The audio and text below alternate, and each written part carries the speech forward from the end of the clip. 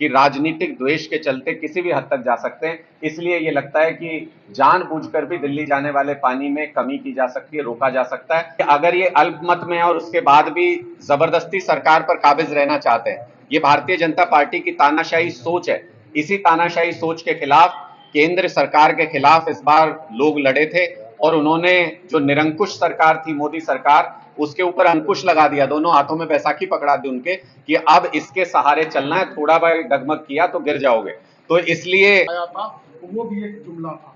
मैं ये कहना चाहता हूं कि करनाल वासियों से कि हर बार इनको वोट दे रहे हैं, क्यों वोट दे रहे हैं? एक एक विधानसभा छोड़िए, बल्कि एक एक बूथ के ऊपर मजबूत टीम तैयार करने के निर्देश हैं, लोगों तक जाने के निर्देश हैं, लोगों के बीच अपनी विचारधारा को पहुंचाने के स्पष्ट निर्देश पार्टी की तरफ से। मीडिया के सभी साथियों का आज की इस प्रेस वार्ता में बहुत बहुत स्वागत है। मेरे साथ हमारे करनाल के जिलाध्यक्ष बलविंदर जी, रामपाल जी, नरवाल जी, हमारे जो वरिष्ठ साथी हैं मौजूद हैं, पार्टी के सभी वरिष्ठ साथियों, करनाल में मैंने पिछले दिनों एक बयान सुना था 13 तारीख को। कमल गुप्ता जी जो नागरिक उड्डयन मंत्री हैं, वो ये कह रहे थे कि नए सिरे से करनाल के हवाई अड्डे के लिए सर्वे कराया जाएगा।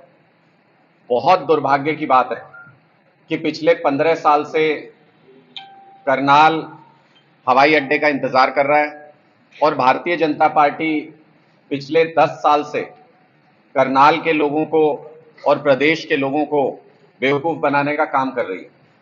लगातार बार बार ये वादा किया गया कि करनाल में हवाई अड्डे को कमर्शियल रूप दिया जाएगा, यहां पर कमर्शियल उड़ान शुरू की जाएंगी, लेकिन बार बार कभी सर्वे किया जाता है, कभी कहा गया कि जमीन का अधिग्रहण किया जाएगा, तो 8 साल लग गए उनको जमीन का अधिग्रहण करने में। फिर कहा जाता है कि चलो इसकी चारदीवारी दुरुस्त कर लेते हैं, लेकिन उड़ान कब शुरू होगी, इसको कमर्शियल हवाई अड्डे का रूप कब दिया जाएगा, वो आज तक नहीं बताया गया। 2014 के चुनाव में आए तो ये कहा कि करनाल में हवाई अड्डा बनाएंगे, हवाई पट्टी को कमर्शियल बनाया जाएगा। 2019 के चुनाव में आए तो ये कहा कि करनाल के अंदर हवाई अड्डा बनाया जाएगा, इसको कमर्शियल बनाया जाएगा, जो हवाई पट्टी है उसको। 2024 के चुनाव में भी, और आप लोगों ने तो क्या कमाल किया कि पहले भी मुख्यमंत्री यहीं से थे, अब दोबारा नए मुख्यमंत्री आए हैं तो वो भी करनाल से ही है, लेकिन दो दो मुख्यमंत्री और दो दो बार सरकार बनाने के बाद भी भारतीय जनता पार्टी ने करनाल के लोगों के इस सपने को कभी पूरा नहीं किया, ना इसकी तरफ ध्यान दिया। दूसरा एक बहुत महत्वाकांक्षी प्रोजेक्ट जिसमें इसी सरकार ने 2020 में कैबिनेट ने डिसीजन लिया था कि जो मेट्रो लाइन आ रही है उसको एक्सटेंड किया जाएगा करनाल तक।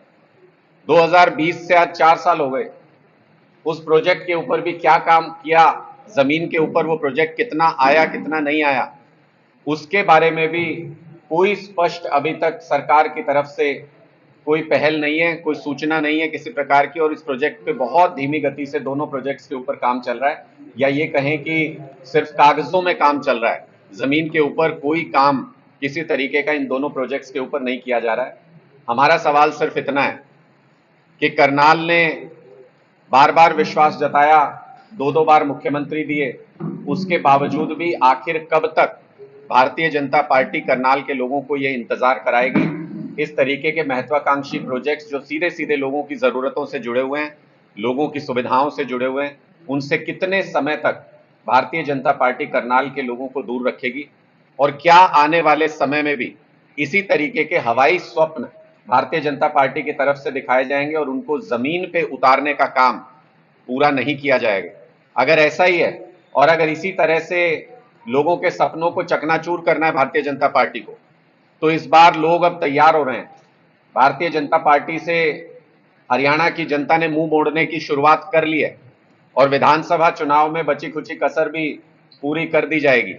मुझे लगता है कि अब भारतीय जनता पार्टी से सवाल पूछने का समय, आने वाले विधानसभा चुनाव से पहले जितने भी वादे इन लोगों ने पिछले 10 साल में किए हैं, जितने काम करने का इन लोगों ने दम भरा है पिछले 10 साल के अंदर, जितनी असुविधाएं पैदा की हैं जनता के लिए, उनको लेकर के अब इनसे सवाल पूछा जाना चाहिए, इनकी सरकार से, भारतीय जनता पार्टी की सरकार से।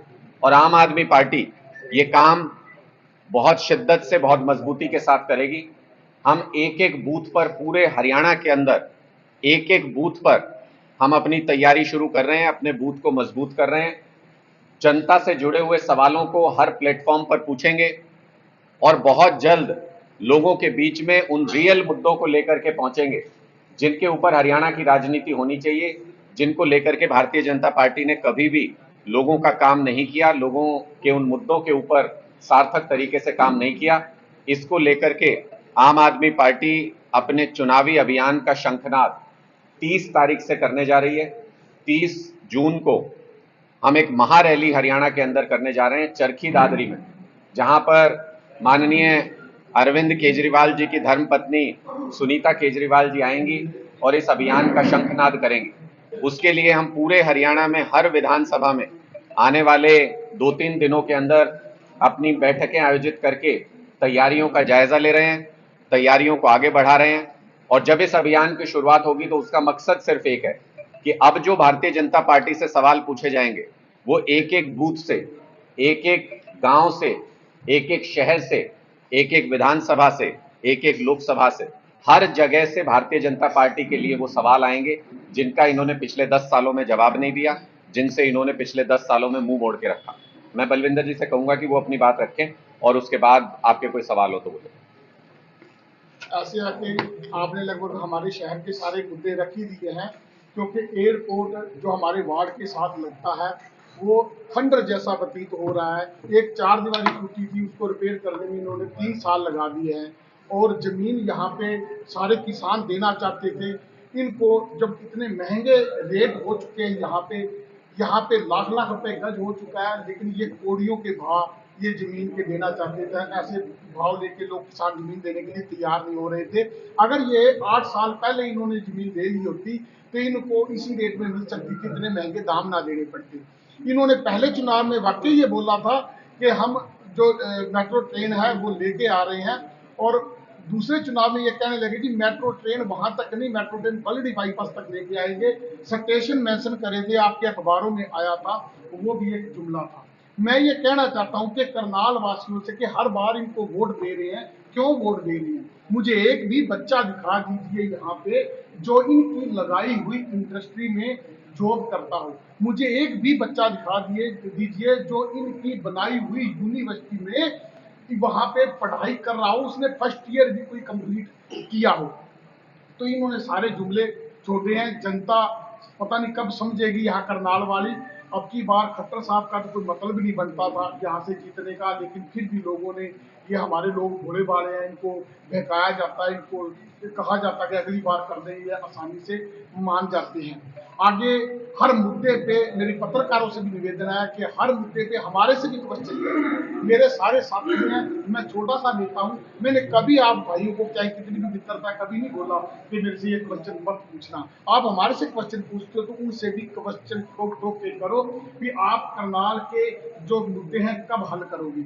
आपके इन सरकारों से आने से पहले जितनी भी हमारे भी यहाँ व्यवस्थाएं थी वो सारी व्यवस्थाएं अव्यवस्थाओं में बदल गई है, और इन्होंने सड़कें खोद के दूसरी सड़क बना दी। क्या गलियों नालियों के लिए मुख्यमंत्री बनाया था? मुख्यमंत्री जी अब कहते हैं कि हम मंत्री बन के काम करेंगे। जब आपने एसपी रहते काम किया नहीं तो अब आप एसएचओ बन के काम करेंगे, ये तो बेमानी है। ये लोग भोले भाले समझ जाते हैं, लेकिन पत्रकारों को तो समझाने में जोर लगेगा कि पत्रकार हमारे ज्ञानी हैं। और शहर के पत्रकारों का मैं तहे दिल से धन्यवाद करता हूं कि अगर ये सोशल मीडिया लोकल ना होता तो ये कुछ भी कर सकते। देखो जो बड़े बड़े टीवी चैनलों पे आप देखते हो कि एजेंडा सेट करके बुलवाया जाता है, यहाँ पे आप लोगों ने क्वेश्चन करे और उम्मीद करते आगे भी क्वेश्चन करते रहेंगे। आपके कोई सवाल है तो आप कुरुक्षेत्र में हार की वजह क्या रही? क्या कांग्रेस पार्टी का साथ ना देना था? देखिए, मुझे लगता है कि उसके ऊपर हम एक बहुत विस्तृत समीक्षा बैठक चंडीगढ़ के अंदर कर चुके हैं। बहुत तरीके के फीडबैक्स थे, बहुत चीजें पब्लिक डोमेन में भी आई, सार्वजनिक तौर पे भी आई, और बहुत चीजें अभी भी, कई सारे बयान आप सुन रहे हैं कि अलग अलग कांग्रेस के लीडर्स के भी आ रहे हैं। तो बहुत विस्तृत चर्चा उसके ऊपर चंडीगढ़ में पार्टी ने की, और हम अंत में इस निर्णय पर पहुंचे कि जो भी कारण रहे हो अच्छे और बुरे, उनकी समीक्षा करके हमने जो कमियां थी उनको दुरुस्त करने के लिए कार्यक्रम लागू कर दिया है, और जो हमारी अच्छाइयां रही उसको रेप्लिकेट पूरे हरियाणा के अंदर कर सके उसके लिए भी अपने कार्यक्रम चालू कर दिया है। अब हमारा लक्ष्य ये है, वहां से हम एक सूत्रीय कार्यक्रम लेकर के ये निकले कि अब समय इतना नहीं है कि पीछे जो गलतियां हुई, पीछे जो कमियां हुई, उसके साथ किसी को दोषी ठहराया जाए, उसको लेकर के आगे चला जाए। अब समय सिर्फ इतना बचा है कि हम हर एक बूथ पर हरियाणा के अंदर आम आदमी पार्टी की एक मजबूत फौज तैयार कर सकते हैं। बूथ के सुरजेवाला साहब के खिलाफ बयानबाजी कर रहे हैं। मैंने सुना नहीं उन्होंने क्या कहा, लेकिन अगर आप कुछ बता सकते हैं उन्होंने क्या कहा तो मैं उसका जवाब दे दूंगा। पर मैं वही कहना चाहता हूं कि अब समय बहुत सीमित बचा है। जो कुछ बातें पब्लिक डोमेन में कही जा सकती थी वो हम कह चुके हैं, वो सब आ चुका है पब्लिक डोमेन में। समय बहुत सीमित बचा है। हम इस वाद विवाद में अब नहीं पड़ना चाहते कि किसने साथ दिया किसने नहीं दिया। आप अकेले किसने पूरी ताकत के साथ 90 की 90 विधानसभा पर एक एक बूथ पर हमको अपनी मजबूत फौज तैयार करने का निर्देश पार्टी से मिला है। हम उस कार्यक्रम में लग गए हैं। हर विधानसभा के अंदर मीटिंग्स की जा रही हैं, बड़ी रैलियां आने वाले दिनों में आपको देखने को मिलेंगी और एक एक बूथ पर हमने यही शिक्षा ली है कुरुक्षेत्र से। एक एक बूथ के ऊपर आम आदमी पार्टी की मजबूत टीम खड़ी होनी चाहिए, तब चुनाव में उसको रिजल्ट में तब्दील किया जा सकता है। हम बहुत तेजी से सीखने वाली पार्टी है। ये अभी क्लियर नहीं है कि इंडी गठबंधन होगा। मैं इससे स्पष्ट शब्दों में क्या कह सकता हूं जब मैं आपको ये कह रहा हूं कि पार्टी की तरफ से स्पष्ट निर्देश है। एक एक विधानसभा छोड़िए बल्कि एक एक बूथ के ऊपर मजबूत टीम तैयार करने के निर्देश हैं, लोगों तक जाने के निर्देश हैं, लोगों के बीच अपनी विचारधारा को पहुंचाने के स्पष्ट निर्देश पार्टी की तरफ से। पंजाब में भी आपकी सरकार से, दिल्ली में भी आपकी सरकार थी, दोनों जगह आप हारे हो, क्या कारण है? क्या दूसरे को माफी? देखिए, हर जगह पर अलग अलग कारण और जो राजनीतिक परिदृश्य होता है वो हर जगह पर अलग अलग होता है। मुझे लगता है कि मैं हरियाणा के बारे में ज्यादा स्पष्ट तौर पे बता सकता हूं। पंजाब और दिल्ली का जो भी कारण रहा वो वहां की यूनिट्स ने बहुत डिटेल में एक्सप्लेन भी किया है और वहां के मीडिया में वो बता सकते हैं। आप मुझसे हरियाणा के बारे में जो भी पूछेंगे पानी की किल्लत को लेकर दिल्ली में हाहाकार मचा हुआ है। क्या कारण है कि आपका और कांग्रेस का इंडिया गठबंधन में एक दूसरे का साथ भी था, लेकिन आज दिल्ली में कांग्रेस पार्टी के जो लीडर है वो आप ही के खिलाफ खड़े हैं? देखिए, मैंने स्पष्ट तौर पर कहा कि हरियाणा में भी अगर कोई भी मुद्दा होगा तो आम आदमी पार्टी आने वाले दिनों में बहुत मजबूती के साथ हर उस प्रश्न को पूछने जा रही है जो हरियाणा की राजनीति के लिए, हरियाणा के लोगों के लिए महत्वपूर्ण है। उसके लिए चाहे सामने जो हो उससे सवाल पूछेंगे और मजबूती के साथ सवाल पूछेंगे। वहां भी क्या कारण रहा, उन्होंने क्या प्रदर्शन किया, क्यों नहीं किया, वो अपनी बात जाने, वहां की राजनीति है। लेकिन पानी की जो, एक सेकंड मैं इसका एक बार जवाब दे दूं। पानी की जहां तक आपने बात की, पानी को लेकर के दिल्ली सरकार ने आरोप लगाए थे हरियाणा सरकार के ऊपर कि पानी दिल्ली में पूरा नहीं पहुंच रहा है। हम बार बार ये कहते हैं कि भारतीय जनता पार्टी पर इन सब चीजों को लेके, ऐसी राजनीतिक साजिशों को लेके शंका की जा सकती है। उसका कारण खुद भारतीय जनता पार्टी ने दिया है। जब बाढ़ आई थी पीछे तो हम सब ने देखा कैसे भारतीय जनता पार्टी ऊपर से कहती रही कि हमने नहीं कुछ किया, हमारे हाथ में कुछ नहीं है। लेकिन वीडियोस भी आए, सारे तथ्य भी सामने आए कि जानबूझ के पानी को डाइवर्ट भी किया गया दिल्ली की तरफ और दिल्ली के बैराज को बंद भी करके हरियाणा सरकार की तरफ से जानबूझ के रखा गया। बाद में अधिकारियों को सस्पेंड करके खाना पूर्ति कर रहे थे। तो इसलिए लोगों के मन में यह संदेह जाता है कि गंदी राजनीतिक साजिश भारतीय जनता पार्टी कर सकती है। उनकी ऐसी सोच है कि राजनीतिक द्वेष के चलते किसी भी हद तक जा सकते हैं। इसलिए ये लगता है कि जानबूझकर भी दिल्ली जाने वाले पानी में कमी की जा सकती है, रोका जा सकता है। और जब अब बाद में तस्वीरें निकल के आ रही हैं तो पता चल रहा है कि हरियाणा के अंदर टैंकर माफिया को खुली छूट हरियाणा सरकार ने दे रखी है, जिसकी वजह से दिल्ली जाने वाले पानी की रास्ते में चोरी होती है बड़े पैमाने पर और वो खुलेआम होती है। सरकार उसको होते हुए देख रही है, लेकिन उसके बावजूद भी कागजी कार्रवाई पूरी करके दिल्ली के करोड़ों लोगों को प्यासा मारने की एक साजिश अगर ऐसी रची जा रही है तो हम उसकी निंदा करते हैं कि आपके टैंकर माफिया सोनीपत के पास से या आगे से मूनक नहर से पानी लेकर, तो भारतीय जनता पार्टी की सरकार को इस्तीफा दे देना चाहिए। अगर हरियाणा की बाउंड्री में कोई बाहर से आकर के अगर वहां से टैंकर भर के ले जाता है तो मुझे लगता है कि नायब सिंह जी को आज की आज इस्तीफा दे देना चाहिए। वो हरियाणा की सीमाओं के भीतर टैंकर माफिया को काबू करने में नाकाम है। अगर वो ऐसा आरोप भी लगाते हैं तो अपनी अक्षमता को बताते हैं, अपने फेलियर को सबके सामने रख रहे हैं। हमें जहां तक सूचना है पूरे सोनीपत से लेकर पानीपत तक जगह जगह पर दिल्ली जाने वाली कैनाल में से पानी की चोरी होती है। टैंकर माफिया खुलेआम ये चोरी कर रहा है और इन टैंकर माफिया के सिर पर भारतीय जनता पार्टी के नेताओं का हाथ है। बिना उनकी सरपरस्ती के ये नहीं हो सकता किसी भी हालत में।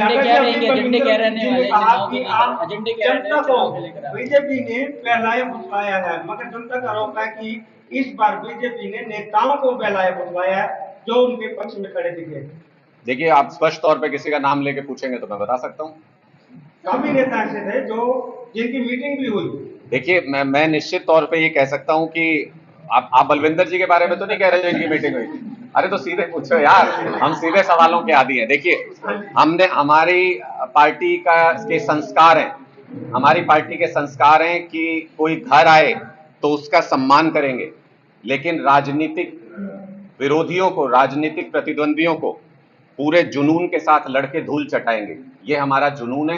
ये दोनों चीजों को हम समाहित करके चलते हैं। कोई घर आएगा उसका स्वागत किया जाएगा, कोई राजनीतिक विरोधी होगा सामने टक्कर लेगा तो उसको धूल भी चटाएंगे। हरियाणा सरकार की स्थिति को कैसे देखते हैं?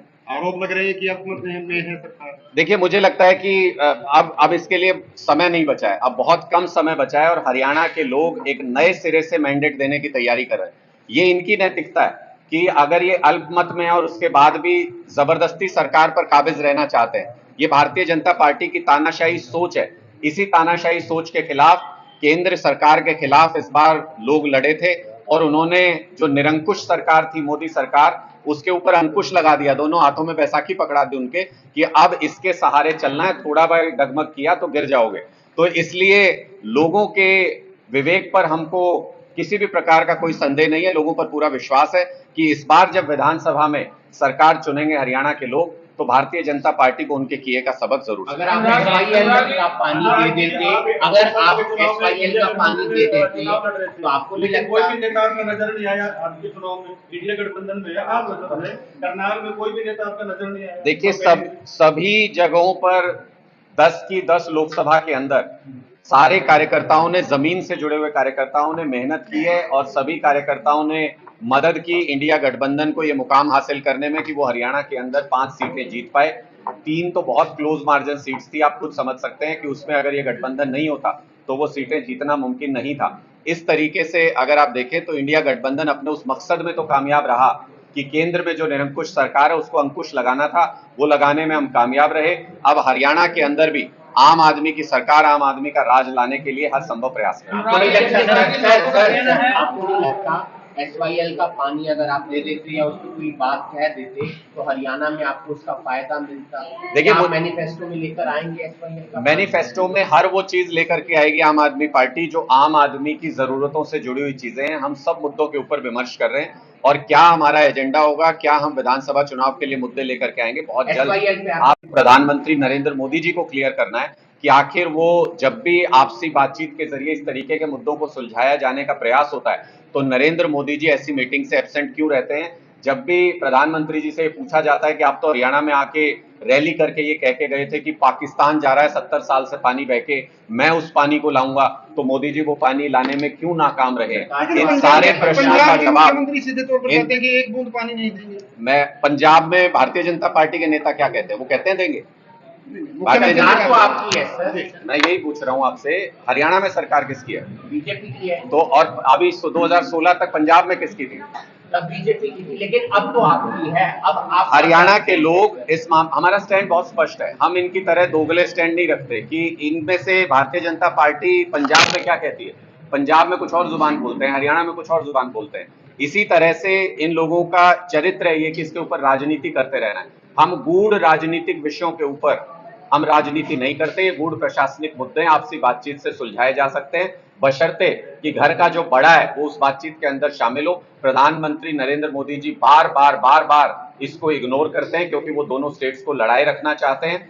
अरविंद केजरीवाल जी जब हरियाणा आए उन्होंने भी कहा कि 15 मिनट का समय सिर्फ प्रधानमंत्री जी दे दें, हम इस मुद्दे के ऊपर बैठ के बात करना चाहते हैं। आज तक प्रधानमंत्री जी ने, कई साल गुजर गए, आज तक प्रधानमंत्री जी ने वो समय नहीं दिया। इसका मतलब प्रधानमंत्री नरेंद्र मोदी जी इस समस्या का समाधान करने में गंभीर नहीं है और दो स्टेट्स को लड़ा के उसके ऊपर अपनी राजनीतिक रोटियां सेकना चाहते हैं। आम आदमी पार्टी का ऐसा सिद्धांत नहीं। अनुराग जी, आप दिल्ली से में पार्टी आपकी आई, कांग्रेस में आ गई, पंजाब में भी कांग्रेस में आ गई, अब आपने कांग्रेस के साथ एक समझौता कर लिया, गठबंधन कर लिया, इसका क्या फायदा है? देखिए, गांव में जब चुनाव होता है तो 10-10 कैंडिडेट खड़े होते हैं सरपंची के चुनाव के लिए और सब एक दूसरे को हराने का प्रयास करते हैं। लेकिन मैं आपसे पूछना चाहता हूं कि अगर गांव के ऊपर कोई संकट आ जाए तो वो 10 एक साथ इकट्ठे होकर लड़ते हैं या सब अपनी अपनी लड़ाई लड़ते रहते हैं? तो ये देश के ऊपर संकट आया था, लोकतंत्र के ऊपर संकट आया था। उस संकट के साथ लड़ाई करने का समय था, इसलिए सब इकट्ठे हुए थे। अब अपने अपने मुद्दों को लेकर के, अपने अपने विमर्श को लेकर जनता के बीच में जाए।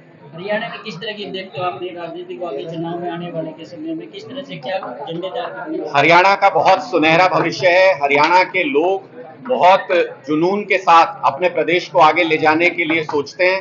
हरियाणा के लोग विभिन्न मुद्दों के ऊपर काम करना चाहते हैं। उन्हें बस ऐसी सरकार चाहिए जो उनकी सोच से मेल खाती हो, और हमें पूरा यकीन है कि हरियाणा में बहुत जल्द आम आदमी की सरकार होगी जो आम आदमी के मुद्दों को समाधान करेगी। अनुराग जी, आप राष्ट्रीय राजनीति को कवर करते रहे, लेकिन जैसा सरकार बनने के बाद नेता विपक्ष को देखकर विपक्ष एक मत नहीं हो पा रहा है, आपको क्या लगता है कौन व्यक्ति हो सकता है जिसको नेता विपक्ष की कुर्सी मिले? नहीं, बिल्कुल नेता विपक्ष के ऊपर सबकी सहमति बनेगी, लेकिन उससे पहले बहुत जरूरी है कि स्पीकर को लेके सबकी सहमति बने। सरकार किसको स्पीकर बनाती है उसके ऊपर बहुत कुछ राष्ट्रीय राजनीति में निर्भर करता है, और बहुत सारे दल एनडीए के अंदर ऐसे हैं जो इस बात पर सहमत नहीं है कि स्पीकर लोकसभा के जो हैं वो भारतीय जनता पार्टी से हो। इसलिए वो अपना दावा भी पेश कर रहे हैं। अब देखना यह है कि स्पीकर कौन बनता है, उसके बाद विपक्ष के नेता का भी तय कर लेंगे। क्या सुशील गुप्ता जी चुनाव लड़ेंगे विधानसभा? देखिए